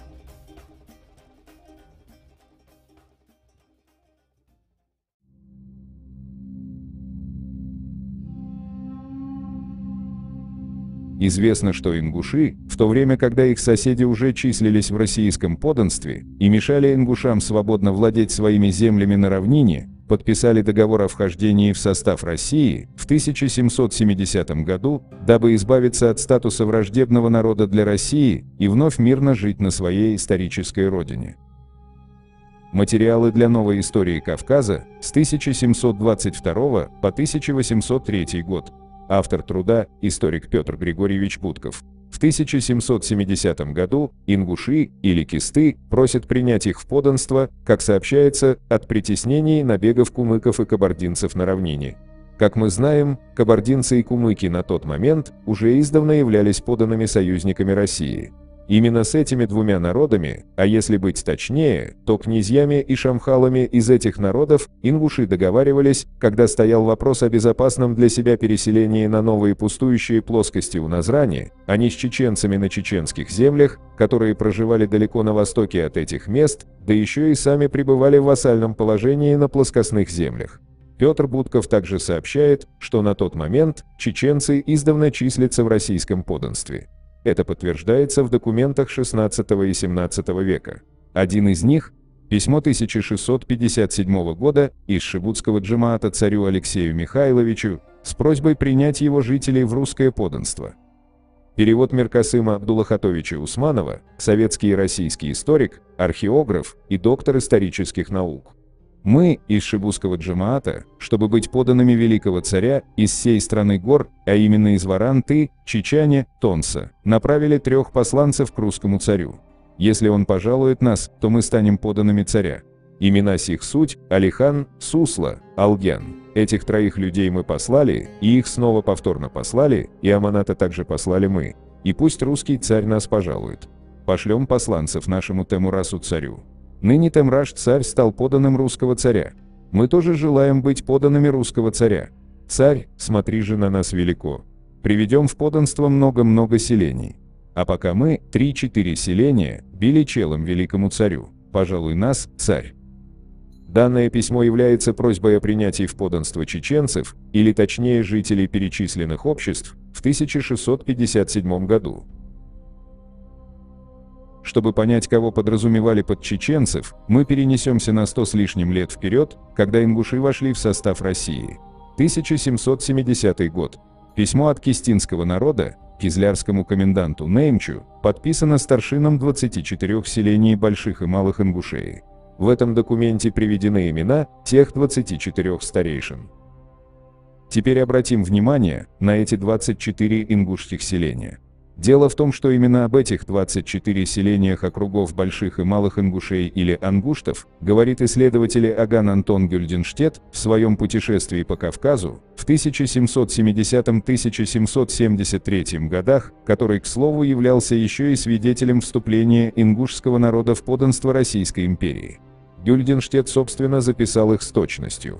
Переходим сразу к ингушским округам Ангушты-Шалха, где перечисляются те самые 24 селения. К обоим относятся Галга, Тирол, Акка, Бецы, Гемир, Ваурху, Кир-Мереш, Галай, Ялхар, Царай, Ной, Хой, Кяхкай, Местой, Нашах, Сулуй, Мелер, Корбе, Махши, Асай, Шатгеа, Аздай, Хайрехи, Цизди и Паланг.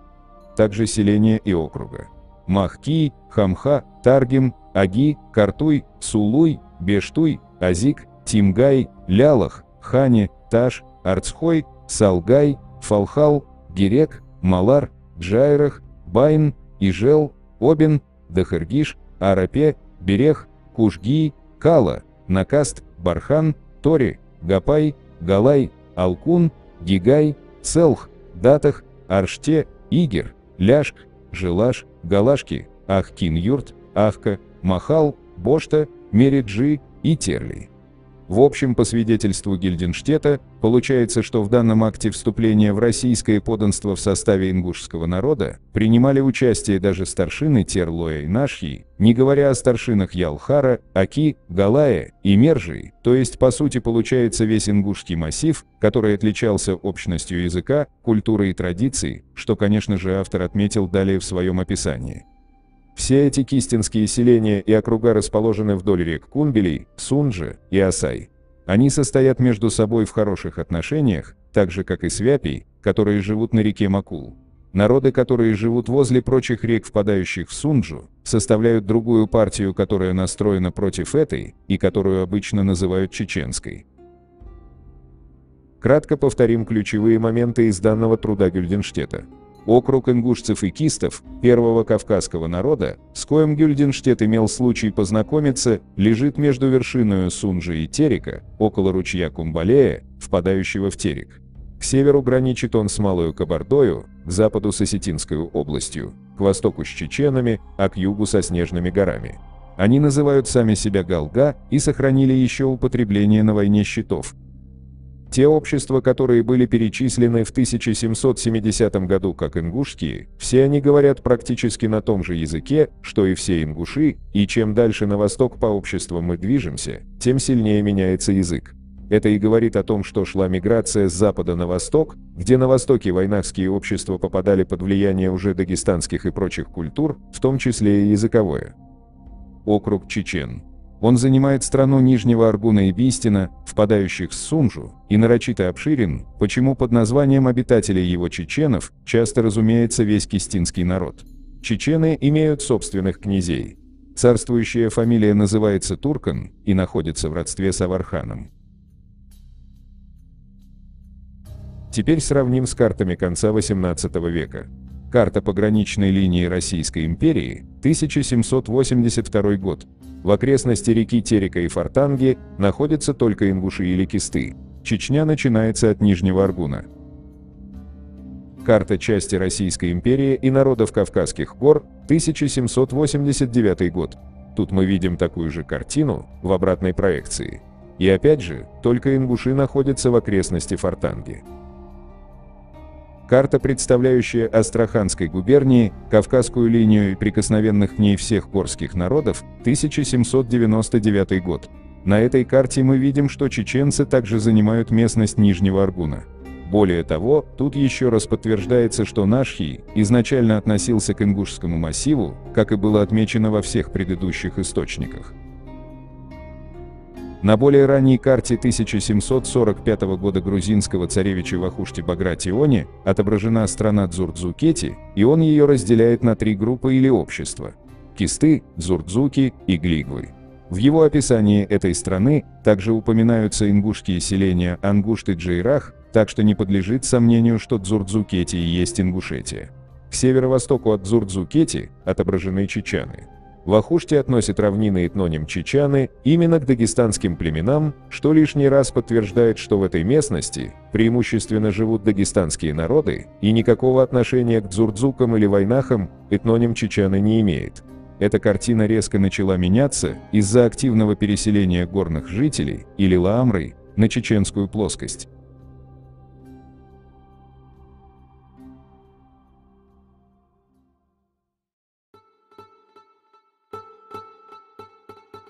Как отмечают многие исследователи, в этногенезе ингушей осетины и чеченцы не участвовали. Осетины принадлежат к совершенно иной антропологической расе. В этом аспекте чеченцы ближе к ингушам. Но тем не менее, исследователи отмечают некоторые существенные различия между ингушами и чеченцами. Известия Кавказского отдела Императорского русского географического общества, том 9, 1885 год.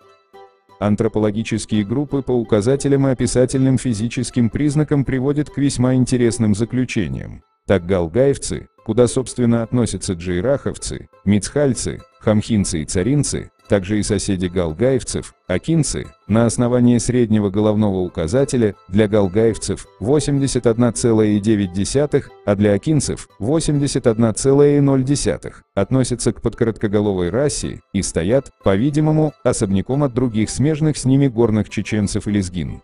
Из последних, первые имеют средний головной указатель 84,4, а вторые 86,7, и таким образом, составляя короткоголовую расу, представляют как бы совершенно самостоятельную группу восточно-горских кавказских племен. Указатели носовой и лицевой, а также все другие описательные физические признаки подтверждают только что высказанное. Александр Белов. Арийское прошлое земли русской. Кроме всего прочего, надо отметить, что в западной антропологии утвердилось иное название европеоидов-кавказоиды или кавкасионский тип по древнему грузинскому названию Кавказа – Кавкассионий. Впервые название «кавказский тип» дал белой расе немецкий ученый, живший в XIX веке, Иоганн Фридрих Блуменбах. Он описал обнаруженный на Кавказе ископаемый череп, который в целом, по его мнению, соответствовал параметрам идеального палеоевропейца. В свою очередь, отечественный антрополог Виктор Валерьянович Унак считал, что среди ингушей в большей степени сохранился процент древнего населения Кавказа. Тайсаев Джабраил Мубарикович. Этногенез народов Кавказа. Антропология чеченцев и ингушей несколько различается. Ингуши относятся к центральному кластеру кавкасионского антропотипа с выраженной брахикефализацией, что говорит о сильном генетическом смешении с кабанской культурой. тогда как чеченцы, хоть и относятся также преимущественно к кавказионам, сочетают в себе множество элементов каспийцев и даже понтийцев, среди них очень высока доля представителей с низкой меланизацией. Кроме того, у чеченцев самый высокий индекс делихокефализации среди характерных прохикефалов-кавказионов. Все это свидетельствует, что чеченцы в большей мере сохранили хуритский субстрат, либо в большей мере ассимилировались каспийскими народами и в меньшей кабанскими. Русские авторы со второй половины XIX века начали давать этнологическую классификацию всем кавказцам для своего удобства в изучении Кавказа. И этноним чеченцы, в этом случае они употребляли вместо нахский или вайнахский, как, например, карачаевцев и балкарцев, относили к тюркам или татарам. Черкесов, кабардинцев, улбыхов и адыгов – к черкесам. Аварцев, лезгин, кумыков и так далее – к дагестанцам. Поскольку равнинных чеченцев было гораздо большее по численности, чем ингушей и бацпийцев, то и по этнологической классификации ингушей и бацпийцев относили собственно к чеченцам. Один из таких примеров приводится в энциклопедическом словаре Русского библиографического института «Гранат». Тут ингушей называют отдельным народом от чеченцев, но родственным. Но когда переходим к статью про чеченцев, нам рассказывают, что главнейшие из чеченцев – те же ингуши или галгай, в том числе Цова-Тушина или Бацпий. Кто такие Бацпий? Кавказовед Наталья Георгиевна Волкова дает нам ответ на этот вопрос. О переселении бацпийцев с Северного Кавказа свидетельствует и предание грузин-тушин, живущих в том же Зема-Алване. Совцы, или бацпийцы, говорят тушины, считают себя тушинами, а на самом деле они кисты, и их язык родствен кистинскому. Сейчас совцы часть тушин, но они пришли с другой стороны, с запада, из страны Гилга, Галгай, самоназвание ингушей. Когда шах Аббас хотел всех сделать мусульманами, то Галга переселились в горы Грузии. Такого же рода предания сохранились и среди переселенцев из Чечни, живущих с середины XIX века в соседнем с Зема-Алване селении Джокола.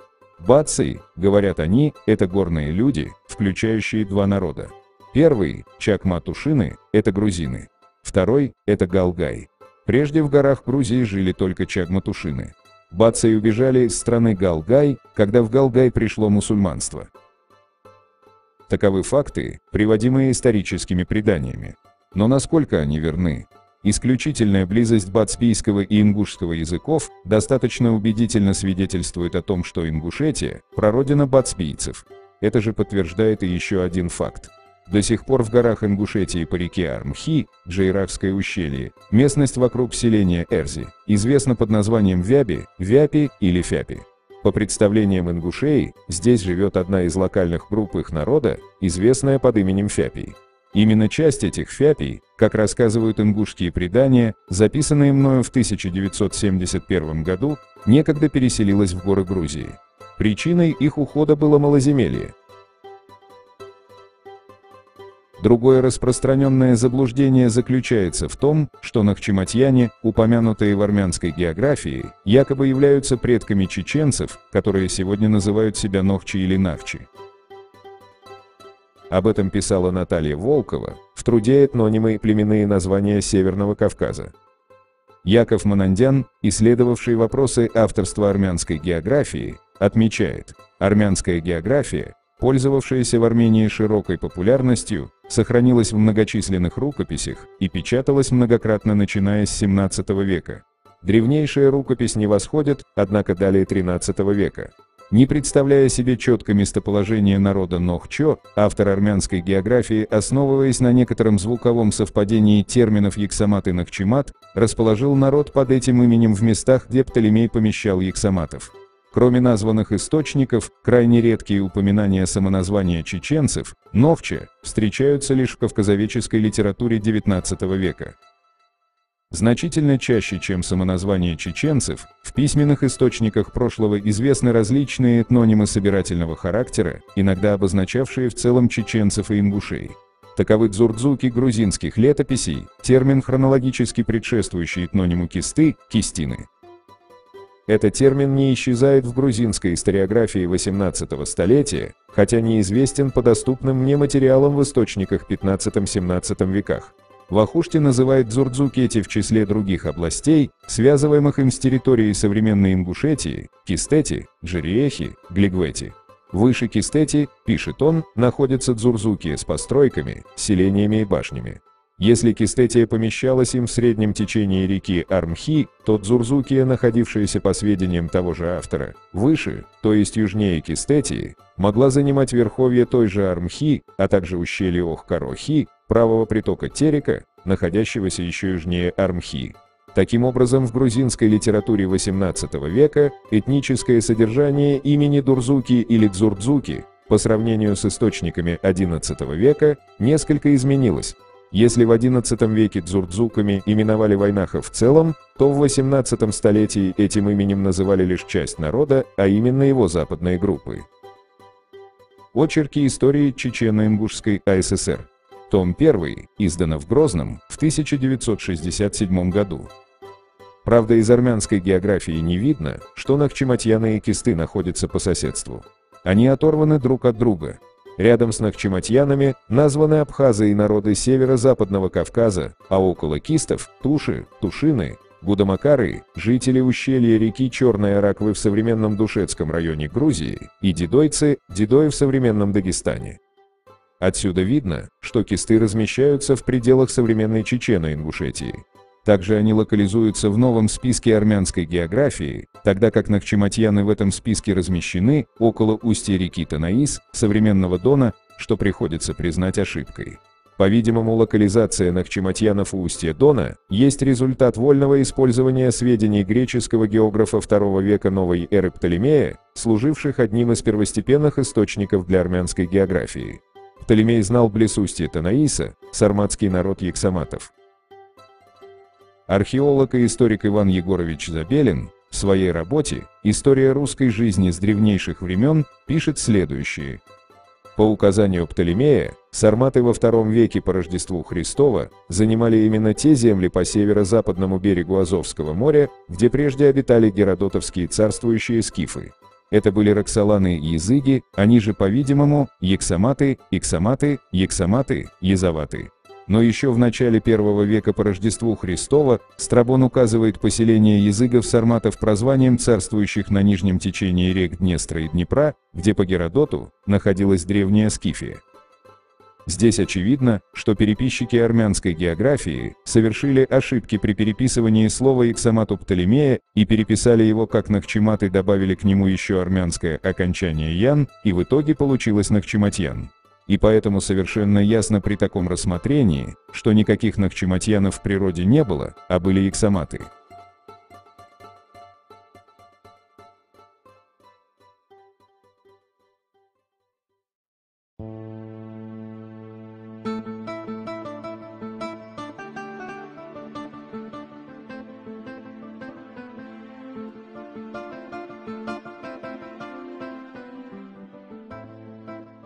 Что же нам говорит башенная архитектура на Кавказе? В своем труде «Башни в горах» кандидат архитектуры Аркадий Федорович Гольштейн записал следующее. При переходе из Дагестана в Чечню незаметно особых различий в характере построек. Архитектура этой части Чечни, будучи подобна дагестанской, в то же время отличается от архитектуры коренной Чечни. Географически и исторически на территории Чечни, смежной с Дагестаном, различаются два района, горный, примыкающий к Аварии, Чеберлый, и к северу от него, где более низкие горы покрыты лесами, Ичкерия. В Ичкерии постройки сходны с соседними кумыкскими Дагестане, а в Чеберлое заметно влияние аварского зодчества.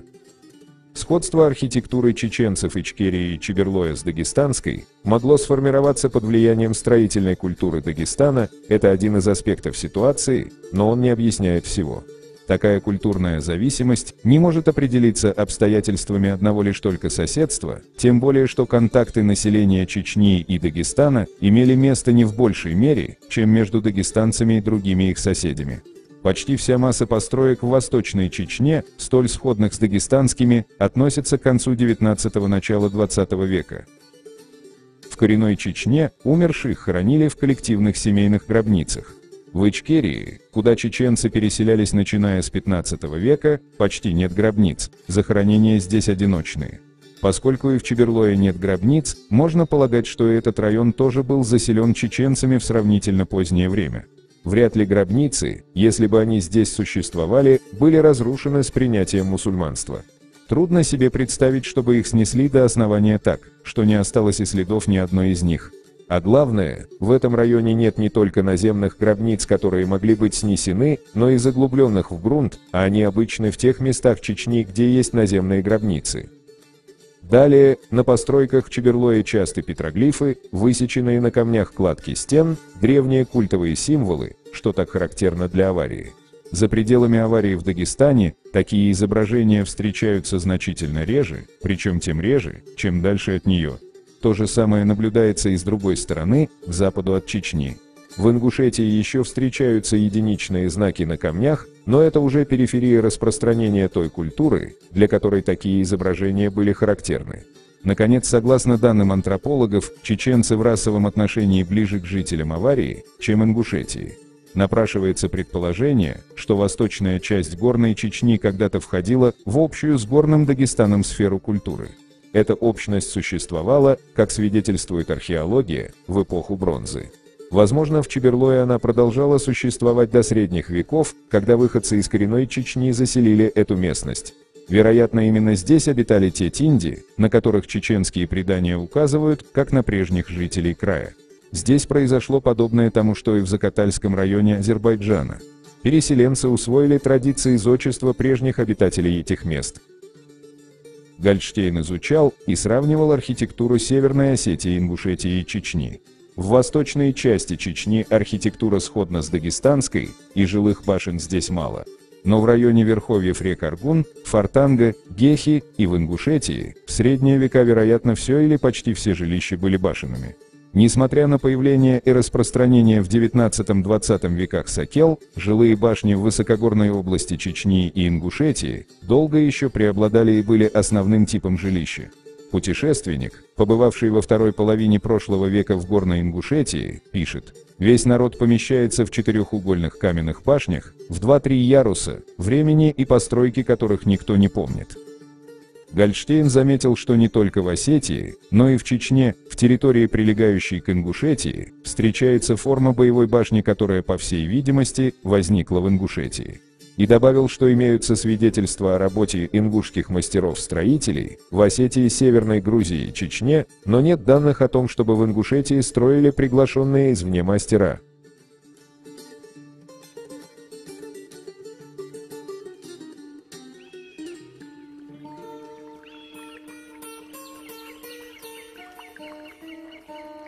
Абрам Ибаевич Шевхалишвили, архитектурные памятники Средневековья и исторические места, связанные с гражданской войной в Чечено-Ингушетии. Грозный, 1966 год. Восточной границей распространения башенной культуры надо считать долину реки Шару-Аргуна до слияния ее с рекой Чанты-Аргуном. Эта граница в значительной степени условна, потому что в прошлом веке боевые жилые башни имелись и восточнее реки Шару-Аргуна, например, в селении Харачой. Северная граница распространения башенной культуры проходит по южной стороне лесной полосы Черных гор. Западной границей распространения этих башен следует считать ущелье реки Терек. Но несомненно, что и башни, воздвигнутые в поселениях по левобережью Терека, селения Ларс, Чми и другие, построенные ингушами, так как еще из русских письменных источников известно, что по обоим берегам реки, при выходе ее из гор, проживали ингуши. Надо отметить и то обстоятельство, что боевые башни, расположенные на территории Горной Осетии, по сути ничем не отличаются от ингушских, и строили их, по-видимому, ингушские мастера. Чеченские предания приписывают постройку башен либо ингушам, либо майстинцам, либо Тейпу-Бавлой. Наибольшая густота башенных построек отмечается в верховьях реки Асы, в особенности в местности Галгайче. Ни в горной Чечне, ни в Осетии, ни в Хевсуретии, ни в долинах рек Черной и Хевсурской Арагвы. Нигде не наблюдается такого скопления башенных сооружений, замков и жилых башен, Гаала, как в этом районе Ингушетии. В одном только небольшом ауле Эрзи боевых башен насчитывалось до 20. Имеется основание считать, что горная Ингушетия была родиной башенной культуры. Отсюда культура эта, по-видимому, проникла и в Хевсуретию, и в Осетию, и, возможно, в Чечню. Исходя из всего, что было показано, совершенно уверенно можно говорить о том, что территория от Ла-Мардона до Аргуна является исконной территорией древнего народа Галгай. И след этого народа еще не исчез.